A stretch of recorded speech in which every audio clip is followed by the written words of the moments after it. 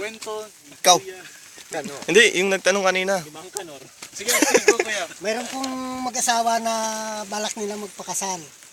Nung Sabi unang na, panahon. galing natin.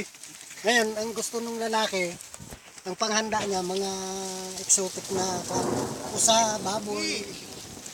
Ngayon, nangaso po siya, namana. Nakakita siya ng usang maputi. Yan ang hinuli po niya. Yan palang usa na yon, ang may-ari nun, diwata dito. Kaya nahuli niya yon, pinarusahan po ng diwata. Ibinaon po hanggang tuhod dito sa Bundok na to. taas na ito. Ngayon, yung kasintahan, hinanap po siya.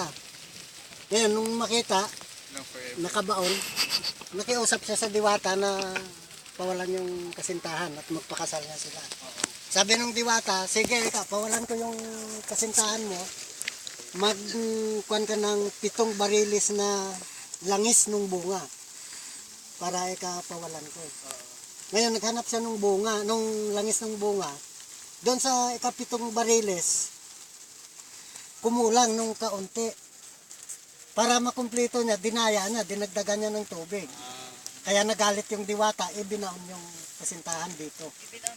Binaon na lalo. Ngayon yung babae naman, pinarusahan, ginawa po siyang ibon. Ah, so ibon yung madlong. Ibon, kaya lang sa katagalan, ginawa na itong manalmon kasi mahirap yung tawag na manlalamon.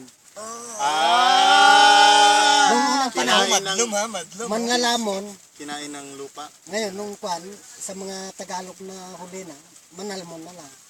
Ngayon, yung babae po na yun, kung minsan maririnig nila dito, kasi pangalan po ng lalaki, Juan.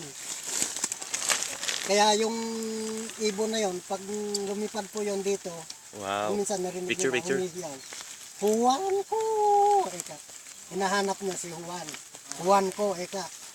Kaya yung ibon po na yun, pinangalanan din na